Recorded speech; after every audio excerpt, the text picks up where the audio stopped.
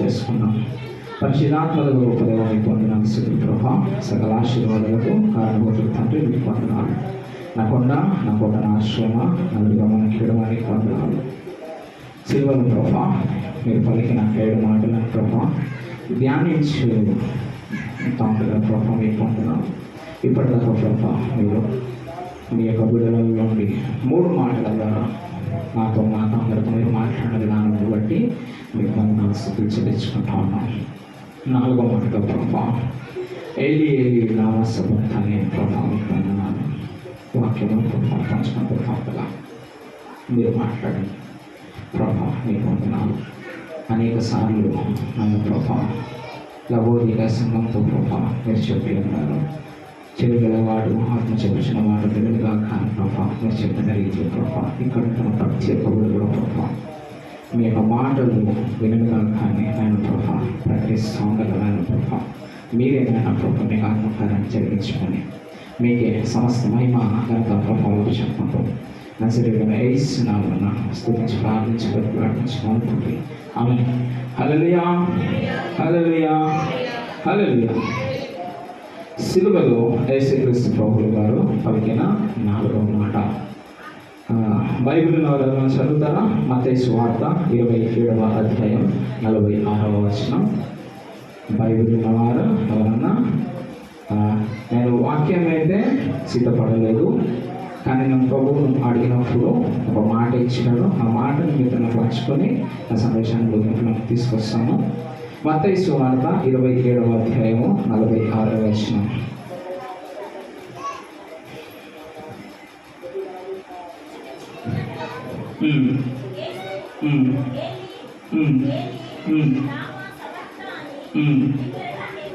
బిగ్గరగా కేకవేశాను.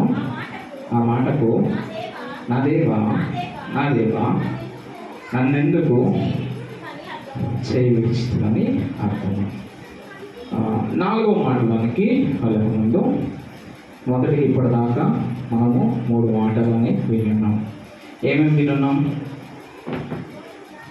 మొదటి మాట, తండ్రి వీరేమి చేస్తున్నారో మీరు అడిగారు కనుక వీరిని క్షమించుడి అని చెప్పేసేసి మొదటి మాటగా వింటా ఉన్నాం.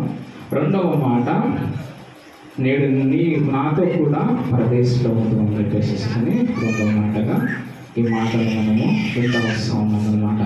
అయితే బైబిల్ గ్రంథంలో మనము చూసినట్లయితే ఈ ప్రతి ఒక్క దేవుడు పలికిన శిలలో ప్రతి ఒక్క మాట కూడా ప్రవేశించబడినట్టుగా మనం చూస్తూ ఉన్నాం. మీరు బైబిల్ గ్రంథంలో చూసినట్లయితే యెషయా గ్రంథం 53వ అధ్యాయం 12వ వచనం ఒకసారి చదవండి. ఈ మొదటి 2 మాటలు కూడా నా యొక్క సందేశంలోకి వెళ్ళకముందు మొదటి సిలువలో పలికిన 2 మాటలు కూడా ప్రవచన రీతిగా నెరవేర్చబడినట్టుగా మనం ఇక్కడ చూస్తూ ఉన్నాం. యెషయా గ్రంథం 53వ అధ్యాయం 12వ వచనంలో ఏం రాయబడుతుంది చదవండి ఒకసారి.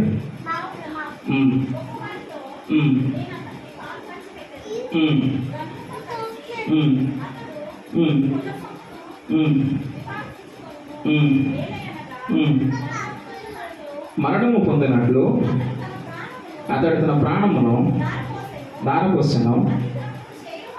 అతిక్రమము చేయవారిలో ఎంచబడిన వాడాయను. అనేకుల పాపమును భరించుచు తిరుగుబాటు చేసిన వారిని గురించి విజ్ఞాపనము చేసెను.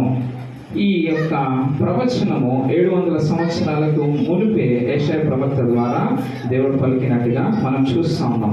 ఈ మొదటి 2 మాటలు కూడా ఈ యొక్క వచనంలో నెరవేర్చబడినట్లుగా మనం చూస్తూ ఉన్నాం. అంత మాత్రమే కాదు, కానీ 3వ మాట దగ్గరకు వచ్చేటప్పటికి అమ్మా ఇదిగో నీ కుమారుడు అని చెప్పేసి 3వ మాట దేవుడు పలికినట్టుగా చూస్తూ ఉన్నాం. ఇది కూడా ప్రవచన నెరవేర్పుగానే మనం చూస్తూ ఉన్నాం బైబిల్ గ్రంథంలో. ఒకసారి మీరు లూకాసు వార్త 2వ అధ్యాయం 41వ వచనం ఓపెన్ చేసినట్లయితే కనుక లూకాసు వార్త 2వ అధ్యాయము 41వ వచనంలో ఏమని రాయబడతామని చూడండి ఒకసారి. పస్కా పండుగకు ఆయన తల్లిదండ్రులు ఏటేటా యెరూషలేముకు వెళ్తున్న వారు ఆయన 12 ఏళ్ల వాడై ఉన్నప్పుడు ఆ పండుగను ఆశ్రయించటకై వాడుక చొప్పున వాడు యెరూషలేమునకు వెళ్ళిరి. ఆ దినములు తీరిన తర్వాత వారు తిరిగి వెళ్ళుచుండగా బాలుడైన యేసు యెరూషలేములో నిలిచాను. ఇక తీరి ఎంత కనుక మనం చూసుకుంటున్నట్లయితే సిమియోను ప్రవక్త కూడా ఇక ప్రవచిస్తున్నట్టుగా మనం చూస్తూ ఉన్నాము. అక్కడ బాలుడైన యేసును 8వ దినమున ఆ యొక్క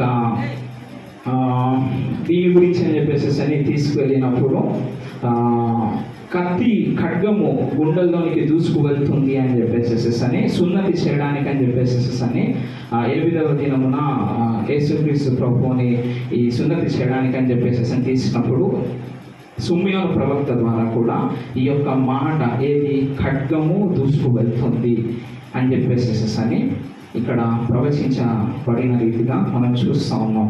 మొదటి మాట వర్డ్ ఆఫ్ ఫర్గివ్నెస్, రెండవ మాట వర్డ్ ఆఫ్ సాల్వేషన్, మూడవ మాట కుటుంబ బాధ్యతలను జ్ఞాపకము చేసే మాటగా మనం చూస్తున్నాం.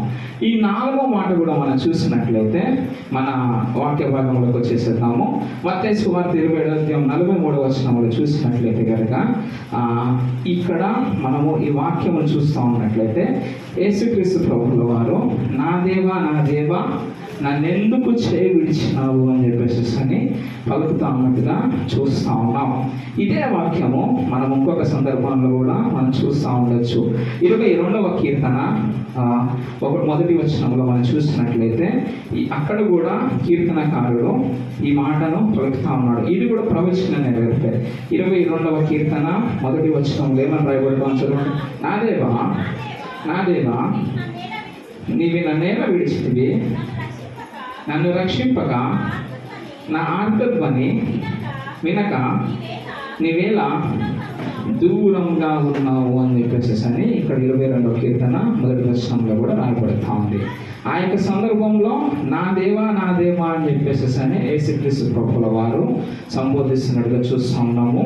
అంత మాత్రమే కాకుండా ఈ 22వ కీర్తన మొదటి వచనంలో ఇక్కడ కూడా నన్ను ఎలా విడిచితివి అని చెప్పేసి అని ఇక్కడ మనము వాక్యంలో చూస్తూ ఉన్నాం.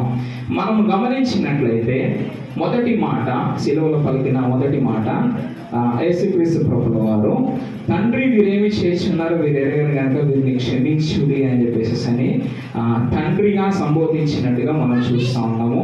అంత మాత్రమే కాకుండా శిలువలో పలికిన ఆరవ మాట తండ్రి నీ చేతికి నా ఆత్మను అప్పగించుచున్నాను అని చెప్పేసి అన్నట్టుగా తండ్రి అని సంబోధించినట్టుగా మనం ఇక్కడ చూస్తూ ఉన్నాం. కానీ ఇక్కడికి వచ్చేటప్పటికీ నా దేవా అని చెప్పేసి అని ఎందుకు సంబోధిస్తూ ఉన్నారు? ఎందుకు సంబోధిస్తూ ఉన్నారు? ఎందుకు అని చెప్పేసి అంటే తండ్రి దేవుడు పరిశుద్ధుడు. మనకు వాక్యంలో సెలవిస్తూ ఉంది కదా, నేను పరిశుద్ధుడిని అయిన ప్రకారము మీరు పరిశుద్ధులై ఉండు అని చెప్పేసి అని వాక్యంలో సెలవిస్తూ ఉంది.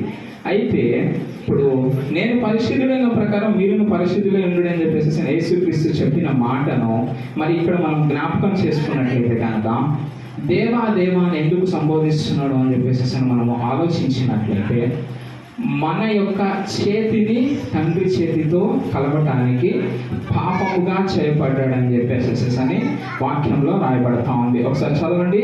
53వ అధ్యాయం యెషయా గ్రంథం మొదటి 5 వచనాలలో ఏమని రాయబడతాం చదవండి ఒకసారి. 53వ అధ్యాయము మొదటి 5 వచనాలలో యెషయా గ్రంథం 53వ అధ్యాయము మొదటి 5 వచనాలలో చూసినట్లయితే 53వ అధ్యాయము యెషయా గ్రంథము మొదటి 5 వచనాలలో మనం చూసినట్లయితే నేను చెప్పేస్తాను. ఈ యొక్క థియరీ కూడా చూడండి ఒకసారి. 3వ వచనంలో చూసినట్లయితే మన గురించి యేసుక్రీస్తు ప్రభువు ఏ రకంగా చేయబడ్డాడంట? తృణీకరింపబడిన వాడుగాను, మనుష్యుల వలన విసర్జింపబడిన వాడుగాను, అది మాత్రమే కాకుండా వ్యసనకాంతుడిగా, వ్యాధిగ్రస్తుడిగా, మనుష్యులు కూడా చూడనుల్లని వాడుగాను, తృణీకరించిన వారుగా మనము అతన్ని ఎన్నిక చేయకపోతున్నాయి అని 3వ వచనంలో రాయబడతా ఉంది. మనము పొందవలసిన ఆ యొక్క శిక్షను మనకు బదులుగా తీసుకుని ఉన్నాడు కాబట్టి తండ్రి దేవుడు అక్కడ యేసుక్రీస్తు ప్రభు యొక్క చేతిని విడిచిపెట్టేసి చేసినట్టుగా చూస్తూ ఉన్నాము. ఎట్లా చెప్పగలరు బ్రదర్ అని చెప్పేసానంటే ఇది కూడా ప్రవచన నెరవేర్పు కిందకే మనం చూడొచ్చు. 1వ అధ్యాయం 13వ వచనం హబక్కూకు మీరు చూసినట్లయితే కనుక హబక్కూకు 1వ అధ్యాయము 13వ వచనంలో మీరు చూసినట్లయితే అక్కడ మనకి ఈ వాక్యము ఏమని రాయబడతాం చూడండి. 1వ అధ్యాయము హబక్కూకు గ్రంథము 13వ వచనము.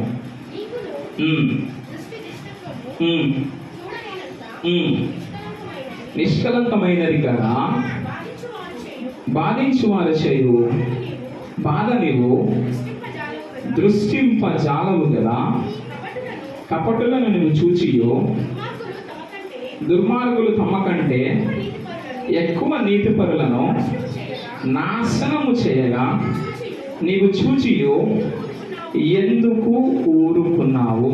ఇక్కడ మనం చూసినట్లయితే ఈ హబక్కూకు 1వ అధ్యాయం 13వ వచనంలో మనం చూసినట్లయితే కనుక బాధించు వారు చేయు బాధను నీవు దృష్టింపజాలవు కదా అని చెప్పేసి అని ఒక ప్రశ్నగా కనిపిస్తూ ఉంది. అంత మాత్రమే కాకుండా అదే 13వ వచనంలో చివరి లైన్లో మనం చూసినట్లయితే నీవు చూచియు ఎందుకు ఊరకున్నావు అని చెప్పేసి అని అక్కడ రాయబడినట్లుగా మనం చూస్తూ ఉన్నాము. ఇక్కడ యేసుక్రీస్తు ప్రభువు కూడా ఇక 4వ మాటను ప్రశ్నార్థక రూపంగా తండ్రి దేవుణ్ణి తండ్రి అని సంబోధించకుండా నన్ను ఎందుకు విడిచిపెట్టావు దేవా అని చెప్పేసి అడుగుతున్నట్టుగా చూస్తూ ఉన్నాము. ఎందుకు ఆ రకంగా అడగాల్సి వస్తుంది అంటే మనుష్యులకు ప్రధానమైన కారణము ఏంటి అంటే ఏదన్నా కార్యము జరగడం ఆలస్యం అయితే ఎందుకు అని చెప్పేసి అని ప్రశ్నిస్తున్నామా క్వశ్చన్ మార్క్ చేస్తామా? ఇప్పుడు డబ్బులు అందాల్సిన సమయానికి అందలేదు, ఒక ఇంట్రెస్ట్ అనేది కట్టాలి. ఎంత విశ్వాసం అయినప్పటికీ ఆవగించేంత విశ్వాసం ఉంటే కొండను పెకిలించగలుగుతావు అని చెప్పేసి అని దేవుడు చెప్పిన మాట మనం ఎన్నిసార్లు మనం జ్ఞాపకం చేసుకున్నప్పటికీ కూడా ఏదో ఒక సందర్భంలో మనుష్యులు ప్రతి ఒక్క సందర్భంలో కూడా ప్రశ్నించేవారిగానే ఉంటా ఉన్నారు. హల్లెలూయా. ఇక్కడ యేసుక్రీస్తు ప్రభు ఎందుకు ప్రశ్నిస్తా ఉన్నాడు అని మనం ఆలోచించినట్లయితే మనము యేసుక్రీస్తు ప్రభువులో 2 క్వాలిటీస్ని చూడొచ్చు. ఆయన కంప్లీట్ సన్ ఆఫ్ గాడ్గా ఉన్నాడు, అంత మాత్రమే కాకుండా కంప్లీట్ మ్యాన్ ఆఫ్ గాడ్గా కూడా ఉన్నట్టుగా మనము నూతన నిబంధనలో మనం చూస్తూ ఉంటాం. ఇక్కడ మనుష్య రీతిగా యేసుక్రీస్తు ప్రభువుల వారు ఉన్నారు కాబట్టి ప్రశ్నిస్తున్నట్టుగా మనం ఇక్కడ చూస్తూ ఉన్నాం. అంత మాత్రమే కాదు కానీ యేసుక్రీస్తు ప్రభువు మన కొరకు పాపముగా చేయబడ్డాడు అని చెప్పేసి అని వాక్యం సెలవిస్తూ ఉంది. ఒకళ్ళు లేవి కాండము మన 11వ అధ్యాయం 44వ వచనం చదవండి. ఇంకొకళ్ళు 1 పేతురు 1వ అధ్యాయం 14వ వచనం చదవండి. లేవి కాండము 11వ అధ్యాయము 44వ వచనంలో ఈ రకంగా రాయబడతా ఉంది. నేను పరిశుద్ధుడినైన ప్రకారము మీరును పరిశుద్ధులయ్యుండు అని చెప్పేసి అక్కడ రాయబడతా ఉంది. అంతేనా? ఒకసారి చదవండి. లేవి కాండం 11వ అధ్యాయం 44వ వచనం ఒకళ్ళు, 1 పేతురు 1వ అధ్యాయము 14వ వచనం ఒకళ్ళు.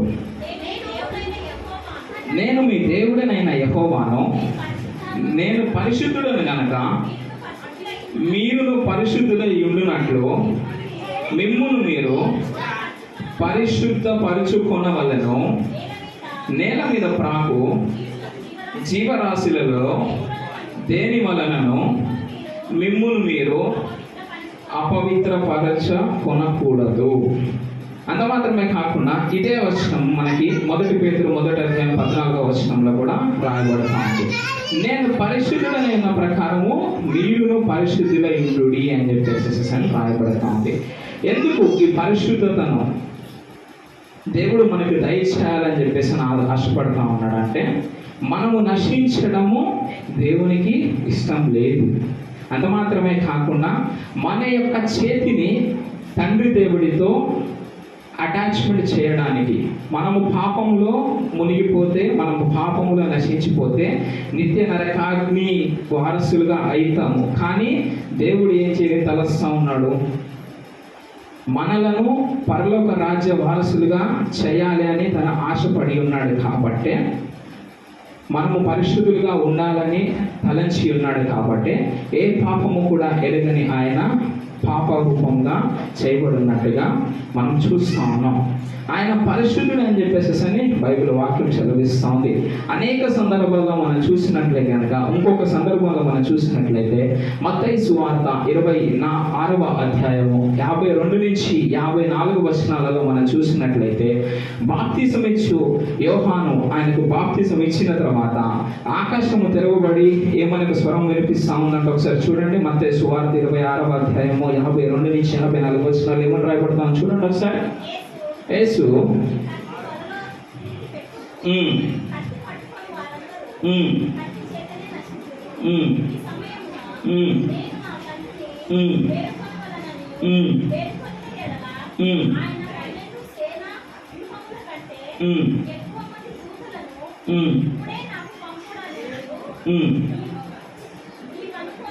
నీవు అనుకొనిచున్నావా? చాలా ఇక్కడ మనం చూసినట్లయితే ఈ సందర్భం కంటే ముందు తండ్రి దేవుడే యేసుక్రీస్తు ప్రభువును కుమారుడుగా అంగీకరించున్నాడు. అంత మాత్రమే కాకుండా ఈ సందర్భంలో మనం చూసినట్లయితే కనుక ఒక సైనికుడి చెవి పేతురు నరికినప్పుడు యేసుక్రీస్తు ప్రభు ఆ యొక్క చెవిని అతకబెట్టిన తర్వాత పేతురుతో అంటా ఉన్నాడు. ఏమని అంటా ఉన్నాడు? పేతురు, నేను ఇప్పటికి ఆజ్ఞాపిస్తే దూతలు రావా అని చెప్పేసి అంటా ఉన్నారు. అక్కడ 55వ వచనం చదవండి, 53వ వచనం ఒకసారి మళ్ళీ చదవండి. ఈ సమయమున నేను నా తండ్రిని వేడుకొని ఎడల ఆయన 12 సేనా వ్యూహముల కంటే ఎక్కువ మంది దూతలను ఇప్పుడే నాకు పంపడనియో నీవు అనుకొనిచున్నావా? నేను వేడుకొని నా ఎడల ఇలాగు జరగవలెనను లేఖనము ఎలాగు నెరవేరునని అతనితో చెప్పాను. ఇక్కడ యేసుక్రీస్తు ప్రభు ఏమని అంటా ఉన్నాడు? నేను నా తండ్రిని వేడుకుంటే కనుక దేవదూతలను పంపడా అని చెప్పేసి అని అక్కడ పేతురుని ప్రశ్నిస్తున్నట్టుగా మనం చూస్తూ ఉన్నాం. ఒక దేవదూత ఏమి చేయగలదు అని మనం ఆలోచించినట్లయితే, ఇన్ కేస్ ఫర్ ఎగ్జాంపుల్ ఒకసారి యేసుక్రీస్తు ప్రభువు తండ్రి అని పిలిచి ఒక దేవదూతలు వచ్చి అనుకుందాం. ఒక దేవదూత ఏం చేయగలదని మనం ఆలోచించినట్లయితే కనుక 2వ రాజుల గ్రంథం 19వ అధ్యాయము 35వ వచనంలో మనం చూసినట్లయితే, ఒక దేవదూత అంట 185,000 మందిని హతమార్చినట్టుగా అక్కడ రాయబడతా ఉంది. 2వ రాజుల గ్రంథము 19వ అధ్యాయము 35వ వచనం ఒకసారి చదవండి.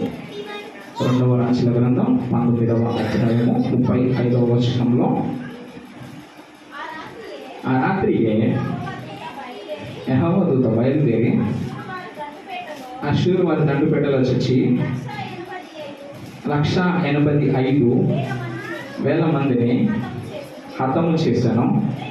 ఉదయం జనులు తెచ్చి చూడగా వారందరూ మృత కలయబరులై ఉండి. ఒక దేవదూత ఎంతమందిని చంపగలదంట? ఒకసారి తండ్రి అని యేసుక్రీస్తు ప్రభు వేడుకుంటే 185,000 మందిని హతమార్చగలరు అని చెప్పేసి బైబిల్ వాక్యము సెలవిస్తూ ఉంది. అయితే అక్కడ 26వ అధ్యాయము 53వ వచనం మత్తయి సువార్తలో మనం చూసినట్లయితే 12 సేనా వ్యూహాలను కలిగి ఉన్నట్టుగా దేవదూతల సైన్యమును బట్టి మనం చూస్తూ ఉన్నాము. ఒక లీజియన్, ఇంగ్లీష్లో లీజియన్ అని అంటాం దాన్ని. ఒక లీజియన్లో 6,000 మంది దేవదూతలు ఉన్నట్టుగా మనం చూస్తూ ఉన్నాం. 12 × 6 మీరు లెక్కేస్తే కనుక 72,000 మంది దేవదూతలు. ఒక్క దేవదూత 185,000 మందిని హతం చేస్తే 72 దేవదూతలు ఎంతమంది హతం చేస్తారంట? ఒక్కరోజు రాత్రిగా 1,330 కోట్ల మంది. ఒక్క రాత్రి గనక వారు రంగంలోకి దిగితే ప్రపంచ జనాభా ఎంత ఉన్నది? నాకు తెలిసి 1000 కోట్లు కూడా లేవు. కానీ ప్రపంచ మానవాళి కన్నా కూడా ఒక్క రాత్రిలో ఎక్కువ మందిని చంపే దేవదూతలు ఉన్నారు. కానీ అక్కడ యేసుక్రీస్తు ప్రభు ఏమని సెలవిస్తా ఉన్నాడు? నేను ఆ రకంగా పిలిచిన వాడనైతే తండ్రి యొక్క చిత్తాన్ని ఏ రకంగా నేను నెరవేర్చిన వాడని అవుతాను అని అక్కడ ఒక సమాధానం ఇస్తున్నట్టుగా మనం చూస్తూ ఉన్నాం.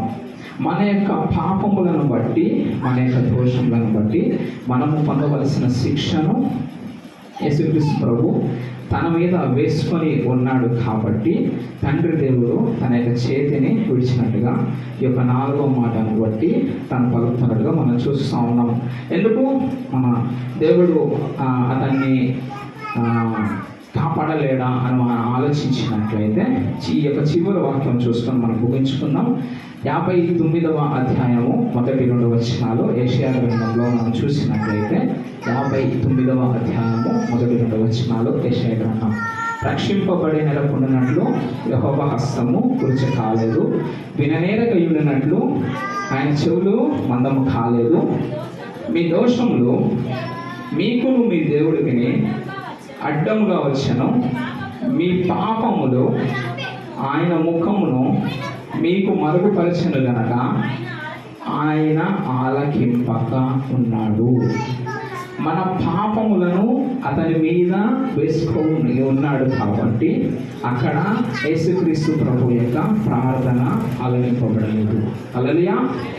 మొదటి వచనంలో మీరు చూసినట్లయితే రక్షింపబడి నిరకుండానట్లు యెహోవా హస్తము కురుచ కాలేదు అంటే మనం ఆలోచించినట్లయితే దేవుని యొక్క సామర్థ్యం మన తక్కువ ఉన్నదా? కుమారుణ్ణి కాపాడటానికి ఎందుకు కాపాడలేకపోతున్నాడు అని మనం చూసినట్లయితే ఇంతకొకటి మనం హబక్కూకు 1:13 చూసిన ప్రకారము ఏమైంది? పాపమును దేవుడు అసహించుకొనుచున్నాడు కాబట్టి, యేసుక్రీస్తు మీద పాపమును మోయబడి ఉన్నది కాబట్టి తండ్రి అన్న యొక్క సంబంధము కోల్పోయి ఉన్నాడు కాబట్టి దేవుడి యొక్క ఆ యొక్క ప్రార్థన తండ్రి దేవుడు ఆలోచించిన స్థితిలో ఉన్నాడు కాబట్టి నా దేవా నన్ను ఎందుకు విడిచావని మనుష్య రీతిగా ఆ యొక్క మాట పలికినట్టుగా మనం చూస్తూ ఉన్నాం.